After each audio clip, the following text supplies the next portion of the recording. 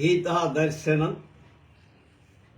7వ భాగం 24/12/23 శ్రీ హనుమద్ వ్రత శుభాకాంక్షలతో దీన్ని చక్కని తెలుగు వ్యాఖ్యానం రాసిన వారు బ్రహ్మశ్రీ నోరి శ్రీనాథ వెంకట సోమయాజులు గారు.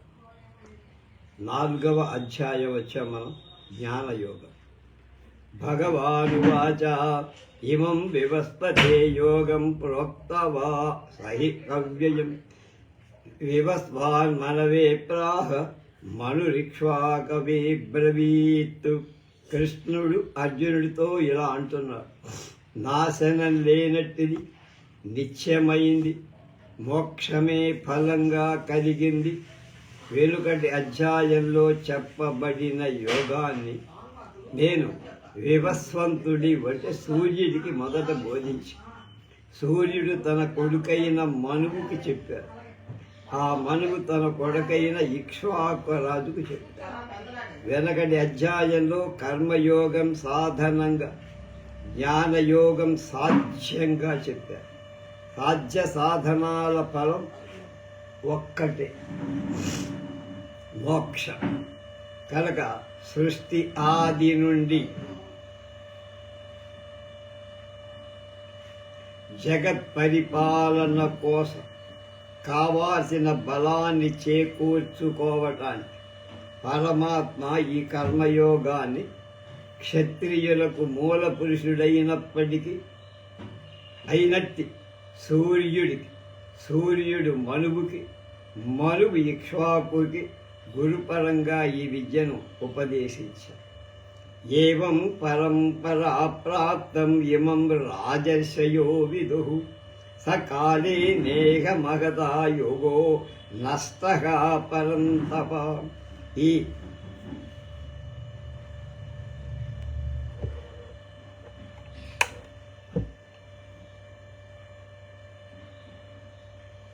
ఓ శత్రువులను తపింపచేసే పరాక్రమ శౌర్యాలు కల అర్జున, ఈ విధంగా క్షత్రియ పరంపరగా వచ్చినటువంటి ఈ యోగాన్ని రాజర్షులు ముందు తెలుసుకున్నారు. అలాంటి కర్మం యోగ ఉపాయ సహితమైన జ్ఞానయోగ సంప్రదాయం చాలా కాలం గడిచిపోగా ఇవాళ లోకంలో నష్టప్రాయంగా ఉంది. ఐశ్వర్యం, ప్రభుత్వంతో పాటు సూక్ష్మార్థ నిరీక్షణ, సామర్థ్య రూపైన సూక్ష్మదర్శిత్వం, ఋషిత్వం కూడా ఉన్నవాళ్ళు రాజర్షులు అంటారు. రాజర్షి రాజేంద్ర ప్రసాద్ అని చెప్పారు, జనకుడు కూడా రాజర్షి. అలాగే ఇక్కడ రాజర్షులు అన్నప్పుడు నిమి, నాభాగుడు మొదలైన వాళ్ళ క్రమంలో రాజులు సనక, వశిష్ఠాది ఋషులు కూడా చెప్పుకోవాలి. ఏమైనా భగవద్గీతలో ఉపదేశ కాలానికే కర్మయోగం సాధనంగా కల జ్ఞానయోగం నష్టప్రాయమైపోయినప్పటికీ, అందుకే దాన్ని మళ్ళీ ఉద్ధరించాల్సినట్లుగా శ్రీకృష్ణుడికి అనిపించి చెబుతున్నాడు. కనుక పైగా ఎంత గొప్ప సిద్ధాంతమై కాలక్రమంలో శిథిలమవటం సహజం.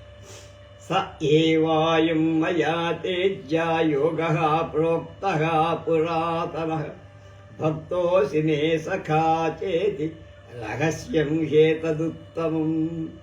అలాంటి శ్రేష్టమైన జ్ఞానయోగం అనాది శృతి మూలకమై, అంటే వేదంలో సనాతనమై, వేదం ఎంత సనాతనమో ఇది కూడా అంతే రహస్యమైంది. ప్రతి వాడికి చెప్పతగింది మాత్రం కాదు, అంటే అర్హత కాదు. నువ్వు నాకు భక్తుడవు, శిష్యుడవు. సఖాచేతి అన్నారు, భక్తో సఖాచే. కనుక నువ్వు హే స్నేహితుడవు అయినందువల్ల ఇవాళ ఆ ఉత్తమ యోగాన్ని నువ్వు అర్హుడవి కనుక నీకు చెప్తా. అపరం అర్జునుడు అడుగుతాడు, అపరం భవతో జన్మ పరం జన్మ వివస్వతః కథమేతద్విజానీయాం త్వమాదౌ ప్రోక్తవానికి. అర్జునుడు మళ్ళా ఇంకా సందేహం అడుగుతాను. భగవాన్, నువ్వు వసుదేవుడి ఎంత పుట్టటం అని ఇప్పటి కాలానికి సంబంధించిన విషయం. సూర్యుడి పుట్టక అనేది సృష్టికి ఆది ముందెప్పుడో జరిగింది. ఈ జ్ఞానయోగాన్ని ఆనాటి సూర్యుడికి నువ్వు ఉపదేశించావంటే మేమేమన్నా చెవిలో క్యాబేజీ పూలు పెట్టుకున్నావా నమ్మటానికి? కనుక నాకు ఉపదేశిస్తున్నానని చెప్పేస్తున్నావు కనుక నేను సూర్యుడు ఇద్దరం కూడా భిన్న కాలాలవా. నేను ద్వాపరంలో సూర్యుడు అనాదివా. కనుక నీవేమో ఇద్దరికీ ఉపదేశించాను అని చెబుతున్నావు. ఇది చాలా నవ్వుతారయ్యా లోకంలో అన్న. ఇది ఎలా సంభవం? భగవానుడు అంటున్నాడు, బహూని మే వ్యతీతాని జన్మాని తవ చార్జున తావ్యహం తే వేద సర్వాణి నత్వం వేత్త పరంతప. కృష్ణ పరమాత్మ చెప్పేశా, అర్జున నాకు నీకు కూడా అనేక జన్మలు గడిచాయ్యా. ఇప్పటికీ నేను అన్ని జన్మల్లో కర్మలన్నిటినీ నాకు తెలుసు. నువ్వు వాటిని నీకు నాకు తేడా అక్కడ. మన ఇద్దరికీ అనేక జన్మలు ఇప్పటికి జరిగాయి. అయితే అన్ని జన్మల్లో అనుస్యూతంగా సూత్రంలాగా ఉంటున్న ఆత్మ ఒక్కటే. అయితే జీవుడికి ఉపాధిగా ఉంటున్నది అంతఃకరణ ధర్మాలు, జ్ఞానశక్తి, ధర్మ అధర్మాలు, రాగ లోభాలు మొదలైనవి. ముముక్షువుకు కూడా ఇవి తప్పు. అలాగే ధర్మాధర్మాలు, పాపపుణ్యాలు నీ జ్ఞానశక్తి ప్రతిబంధకాలు అవటం వల్ల నీకు నీ వెనకటి జన్మ విషయం ఏంటో నీకు తెలియదు. ఇప్పటి సంగతి తెలుసు, నాకు అన్నీ తెలుసు. ముక్తుడి ధర్మాధర్మ ప్రతిబంధకం వల్ల నేను ముక్తుడిని కనుక నాకు ఏ జన్మలో ఏం జరిగిందో నాకు తెలుసు. కాబట్టి నేను పూర్వ జన్మలన్నిటినీ నాకు తెలుసు అని చెప్పారు. వాసుదేవుడి యొక్క ఈశ్వరత్వం ఇవాళేదో కనబడ్డాడని కాదు, ప్రపంచం పుట్టినప్పటి నుంచి ఆయనే ఉన్నాడు అని అర్థం. సర్వజ్ఞత్వం ఈ శ్లోకంలో చెప్పబడింది కనుక అర్జునుడికి ఏవైనా పైన సందేహాలుంటే దెబ్బకి ఎగిరిపోవాలి. అజోపి సన్న వ్యయాత్మ భూతానాం ఈశ్వరోపి సన్ ప్రకృతిని స్వామధిష్టాయ సంపదామ్యాత్మమాయయా. ధర్మాధర్మాలనేవి జన్మకి కారణం. తాను నిత్యుడు, ఈశ్వరుడు కాబట్టి ధర్మాధర్మాలు ఆయనకి లేవు కదా. అటువంటిప్పుడు ఆయనకు అనేక జన్మలు ఎలా కలిగాయి అనే అనుమానం వస్తుందిగా. అర్జునుడితో పాటు మనకి వస్తాయిగా అనుమానాలు. ఆయనకు సమాధానంగా భగవాన్ చెబుతారు, నేను అర్జునుడని పుట్టుక లేనివాడని క్షీణం కాని జ్ఞానం కలవాడు. నా జ్ఞానం ఎప్పుడు నశించదు. పరిపాలించే స్వభావం కలివాణి ఎప్పుడు కూడా. అయినా స్వకీయమైన నాది అయిన నేను ఈ జన్మలో పుట్టడం మూలంగా ఏవో కొన్ని పనులు చేస్తాను.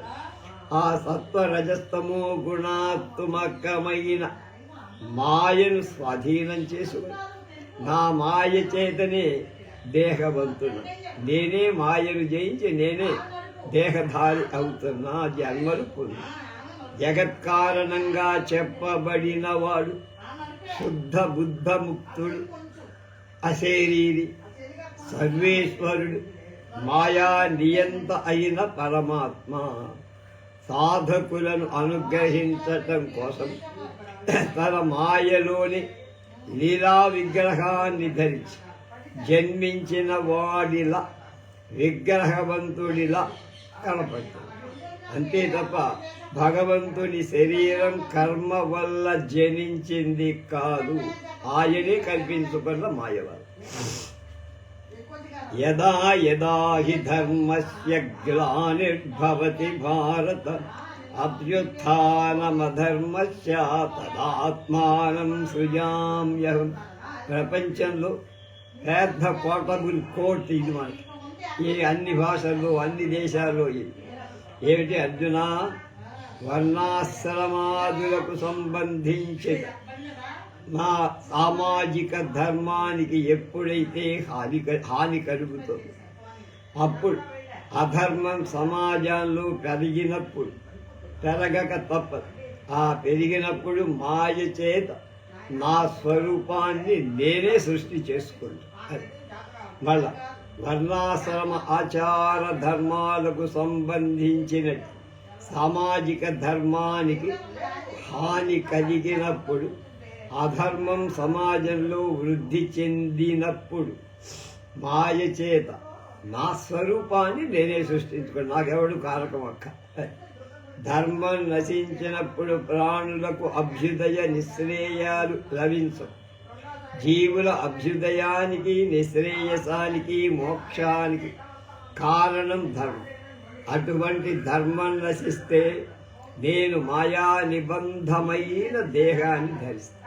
మాయా స్వరూపం, నా స్వరూపమైన దేహం నిత్య సిద్ధం. అలాగ అయినా సృజింపబడిన దానిలా మాయ చేత చూపిస్తాను. ఆత్మ మాయ చేత పుట్టిన వాటి వలె కనిపిస్తా. ఆత్మ మాయ చేత పుట్టిస్తుంది ఎలా, అలాగే నేను కూడా లోకంలో నాటకం ఆడుతాను. పరిత్రాణాయ సాధూనాం వినాశాయ చ దుష్కృతాం ధర్మ సంస్థాపనార్థాయ సంభవామి యుగే యుగే. ధర్మానికి హాని, అధర్మ వృద్ధి జరిగినప్పుడు పరమేశ్వరుడు ఏ ప్రయోజనం కోసం దేహాన్ని పొందుతున్నాడు నేను చెప్తున్నా వినవయ్యా. సత్పురుషులైన వాళ్ళని రక్షించటం కోసం, పాపకర్ములు దుస్తులు అయిన వాళ్ళని నాశనం చేయటం కోసం, లోకంలో ధర్మాన్ని స్థాపించటం కోసం ప్రతి యుగంలో నేను నా మాయ చేత పుడుతున్నా. ధర్మ సంస్థాపన యొక్క వల్ల జగత్తు సురక్షితం అయ్యేటి చేస్తా.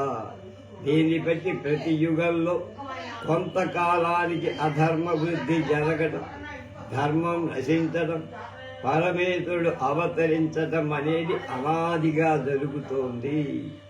కనుక భగవద్ అవతారానికి ప్రయోజనాలు ఏమిటి? సాధు రక్షణ, ధర్మ సంస్థ.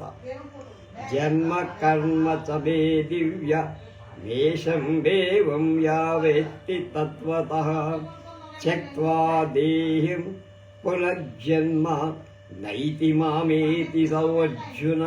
సో అర్జున, అర్జున మా యొక్క ధర్మాన్ని అంటే మాయారూపం నేను కల్పించుకున్నాను. మాయకు లోబడి నేను లేదు, మాయనే లోబరుచుకొని నేను కల్పితమని నా కర్మాన్ని సాధు రక్షణం, దుష్ట నిగ్రహం, ధర్మ సంస్థాపన అనే 3 కర్మాలను చెయ్యటానికి నేను ఉద్భవిస్తా.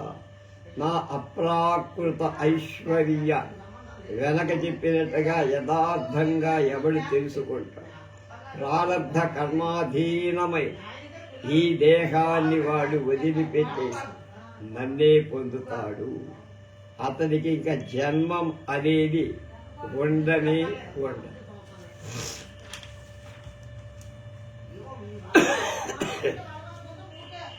అంటే మాయ చేత జన్మించిన శరీరాలు, ఆ శరీరాలతో ఆచరించే పనులు అన్నీ యథార్థంగా బ్రహ్మమాత్ర స్వరూపాలు అని ఎవరు తెలుసుకుంటాడు వాడు ముక్తికి వెళ్తాడు. సగుణ ఉపాసన చేసేవాడు ఈ విషయాన్ని గ్రహించాలంటే దేవతల్ని, బొమ్మల్ని, విగ్రహాన్ని పూజించేవాడు గుర్తుపెట్టుకో. ద్వైత బుద్ధికి అవకాశం ఉండకూడదు. దేవుడు వేరు, నేను వేరు అని. అద్వైత బుద్ధికి మార్గం తేలిక. ఏ వీతరాగ భయక్రోధా మన్మయా మాముపాశ్రితా బహవో జ్ఞాన తపసా భూతామద్భావమాగతాః. అనేక మంది రాగ భయ క్రోధాలనే వాటిని వదిలేసి బ్రహ్మవేత్తలే తాము ఈశ్వరుడి కంటే భిన్నులు కాం అని తెలుసుకొని బ్రహ్మవాహం అస్మి, బ్రహ్మైవాహం అస్మి అని జ్ఞాన నిష్ఠాపన, నేనే బ్రహ్మం, నేనే బ్రహ్మ ఇవాహం అస్మి అని.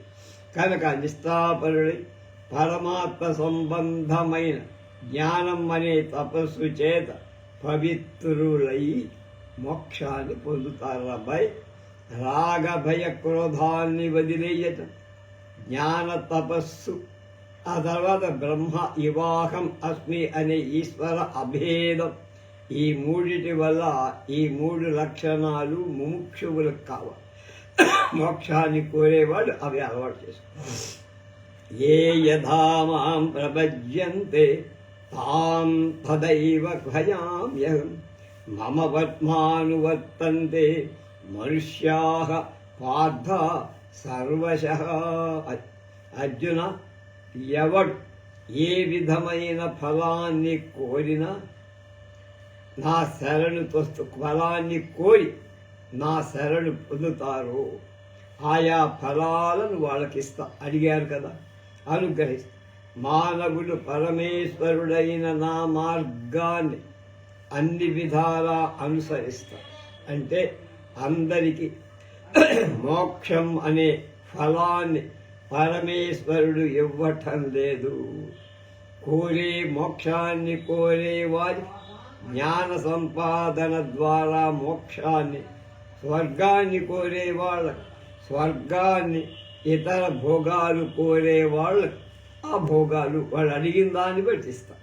అంటే వారికి గల అధికారం బట్టి అది వాళ్ళకి ఫలితం కలవదా. మనుష్యులంతా ఈశ్వరుడైన నా మార్గాన్ని, జ్ఞాన కర్మ రూపమైన ఈ మార్గాన్ని అనుసరిస్తారు అని చెప్పి, ఈశ్వర శబ్దానికి పరమాత్మ అనే అర్థం గ్రహించాలి.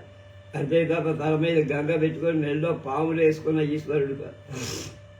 మనుష్యాః అన్నప్పుడు సమస్త ప్రాణులు అనుకోవాలి. మానవ మాత్రుడు, మగాడు ఆడవాడు విరివిరిగా కాదు, మొత్తం ఏ ప్రపంచంలో పుట్టిన ప్రతి జీవి. అలాగే పరమేశ్వరుని సేవించేవాడు ఒకటి ఆర్తుడు, అంటే ఏదో పడి బాధ ఉంది, అది తీర్చుకో. అర్థి డబ్బు కోసం అడిగేవాడు. జిజ్ఞాసు జ్ఞానం సంపాది జ్ఞాని అయి ఉంటారు. కనుక వీరి కోరికలను బట్టి వాళ్ళకు కావాల్సిన ఫలితం నేను ఇస్తా. పురాణాలలో ఇలాంటి గాథలు బోలెడు. కాంక్షంతః కర్మణాం సిద్ధం యజంత ఇహ దేవతాః క్షిప్రం హి మానుషే లోకే సిద్ధిర్భవతి కర్మణ. చాలా కాలానికి అధిక శ్రమ వల్ల లభించే ఫలం కంటే స్వల్ప శ్రమతో శీఘ్రంగా లభించే ఫలం కోరడం సామాజిక ప్రాణ సహజం, ప్రాణులకు సహజం. షార్ట్ కట్ మెథడ్స్ అంటాం మన కదే. అందుచేతనే లోకంలో మానవుడు కర్మల వల్ల ఫలాన్ని పొందుతున్నారు. కర్మల వల్ల ఫలం తొందరగా తేలిగ్గా దొరుకుతుంది. కాబట్టి ఇంద్ర అగ్ని మొదలైన దేవతలను గురించి యాగాలు పూజలు చేస్తారు.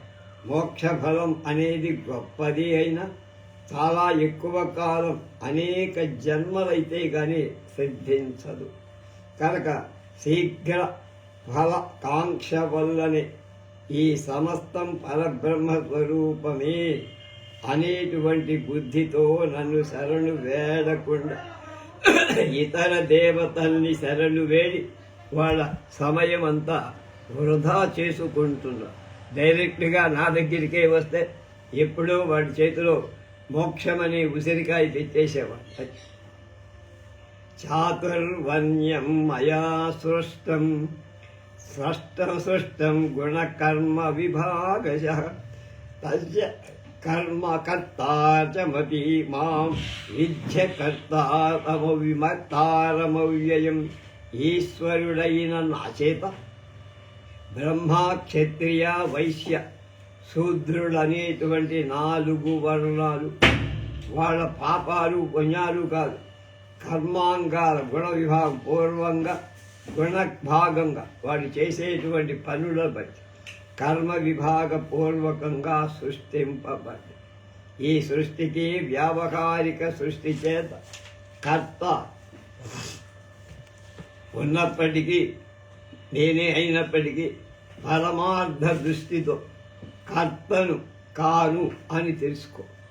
అంటే నన్ను నాశనం లేని వాడిగా, సంసార రహితుడిగా ముందు అర్థం చేసుకోవాలి. లేకపోతే నీకేమి ఈ వేదాంతం ఎక్కడ.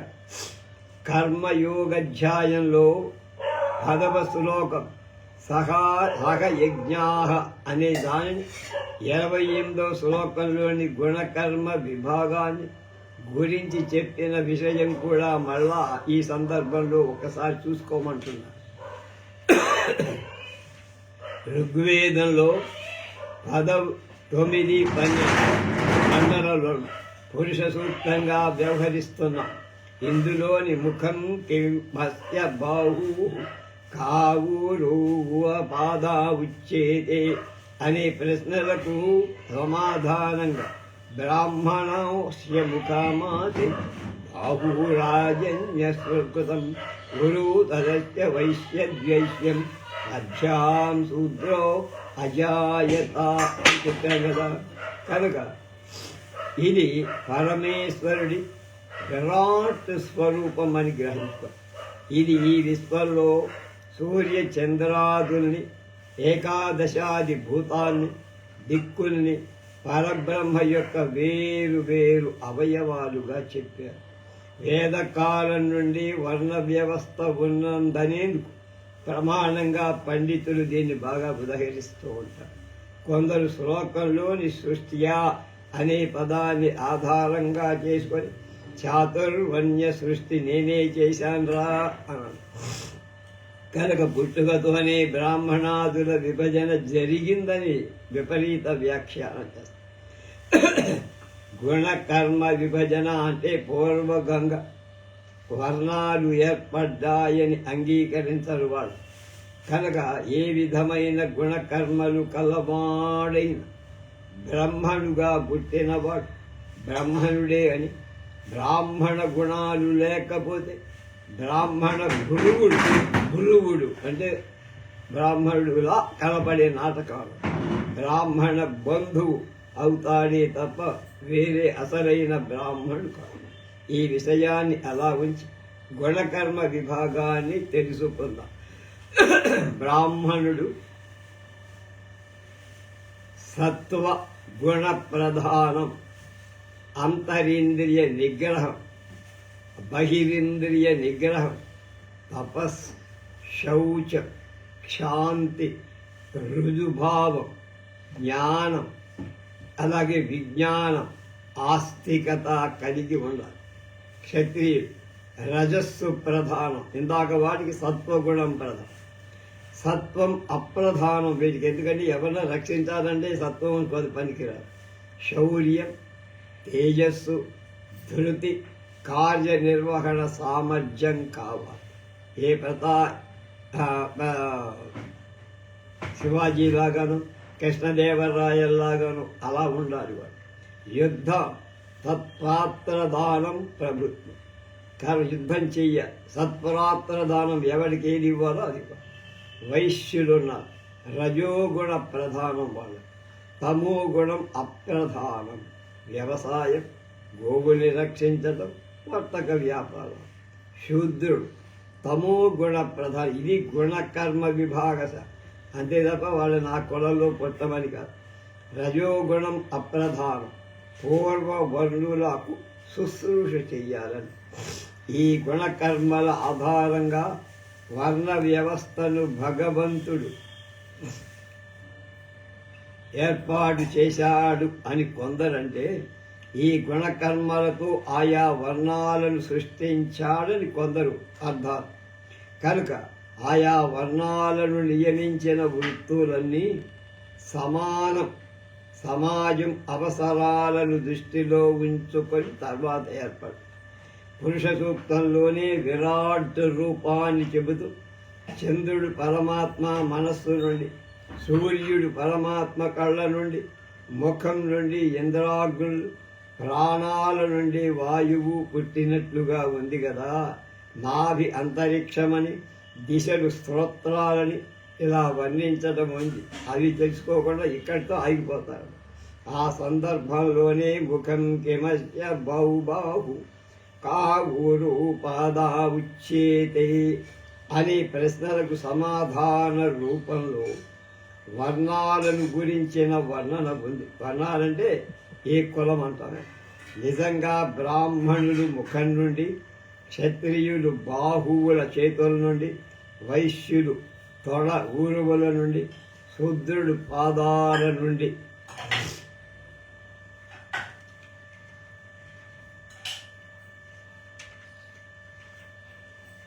పుట్టినట్లే అర్థం చేసుకోవాలా? అంతకంటే ఏం తెలీదా మీకు?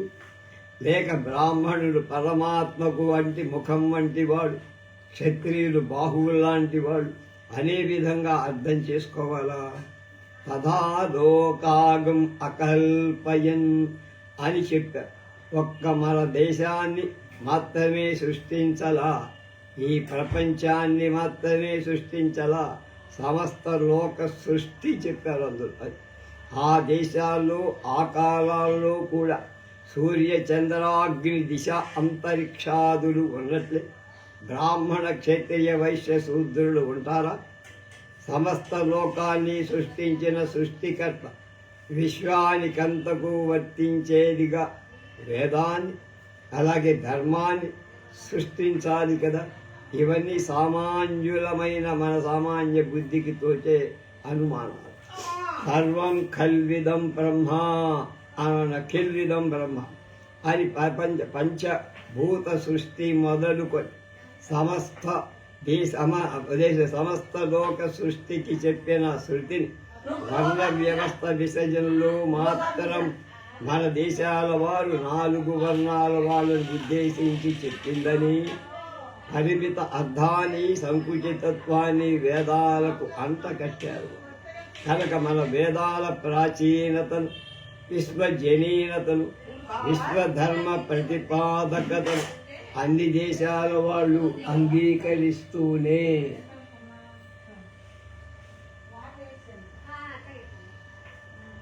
ఉండగా మన వేదాలకున్న గౌరవాన్ని, అపౌరుషేయాన్ని తగ్గిస్తూ సంకుచితార్థాలు ఎందుకు చెప్పాలి? ఉత్తమాంగంలో సమస్త జ్ఞానేంద్రియాలు ఉంటాయి.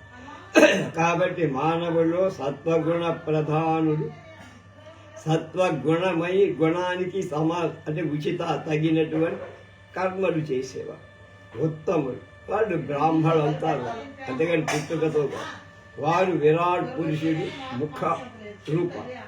తర్వాత మనం చేసే కర్మలకు రక్షణ కావాలి, ఉపయోగించేవి బాహువులు, చేతులతో మనం ఆ పని చేయాలి. తర్వాత ఊరువులు అంటే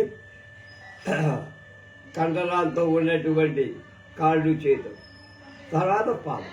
ఈ విధంగా వీళ్ళంతా విరాట్ పురుషునికి బాహు, ఊరు స్థానీయం, పాదస్థానం. కర్మేంద్రియాలన్నీ జ్ఞానేంద్రియాలకు సహాయకారుడు అయినట్లే బ్రాహ్మణులకు మిగతా 3 సహాయకారులుగా ఉండాలి. అంతేగాని ఎవడికి వాడు గిరిగీసుకుంటే సమాజం నడవదు. ఎక్కువ తక్కువల ప్రసక్తి అక్కడ లేనే లేదు. ఈ 4 రకాల గుణకర్మ విభాగం ప్రపంచంలోని మానవ జాతికంతటికీ వచ్చింది. శ్లోకంలోని సృష్టం అనే పదాన్ని తీసుకొని ఇంత దూరాన్వయ వ్యాఖ్య చేస్తారు. ఈ శ్లోకానికి మూలమైన వేదమంత్రంలో తథా లోకాగం అకల్పయత్ అనే దాన్ని ఎందుకు ఉపేక్షిస్తారో నాకేం అర్థం కావట్లేదని సోమయాజుడు గారు బాధపడి, ఆదిశంకరుల కాలానికి ఇతర దేశాలలో అప్పటి వ్యాప్తిలో ఉన్న మతాలను గూర్చి మన వాళ్ళకేం తెలియదు. తెలిసి ఉంటే మన దేశంలో ఆనాటి వ్యాప్తిలో ఉన్న మతాలను ఖండించిన శంకరుడు ఆ మతాలను కూడా ఆదేశాలు సైతం ఉదహరించి ఉండేవాడిగా. ఈ అధ్యాయంలో 12వ శ్లోకంలో మానుషే లోకే అని చెప్పటం చేత గుణకర్మ విభాగం మనుష్య లోకానికంతటికి వర్తిస్తుంది.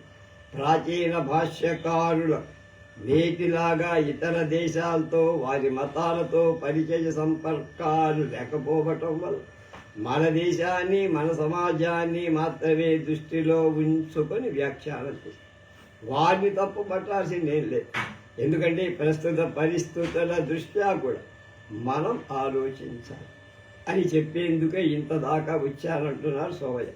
పుట్టక చేత బ్రాహ్మణుడైన బ్రాహ్మణ ఉచిత కర్మాలు గుణాలు వాడికి లేకపోతే వాడు బ్రాహ్మణ గురువుడు అవుతాడు. అలాగే బ్రాహ్మణ బంధువు కూడా అవుతాడు. అంతే తప్ప వాడికి విశేషం ఏమీ ఉండదు. తానే తప్ప శూద్రుడు కాదన్నాడు.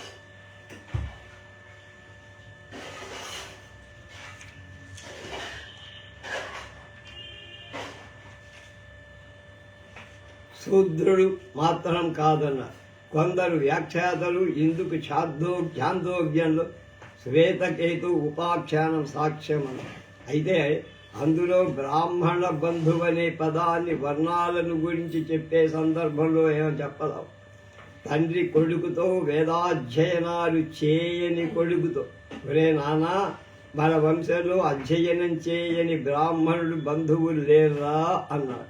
అలాగే ఉపాఖ్యానాలు సామాన్య బంధువు క్షత్రియ బంధువు అని కూడా వాడబడి ఆ ప్రయోగాలు కేవలం వర్ణ వ్యవస్థలను గురించి చెప్పినవి కావు.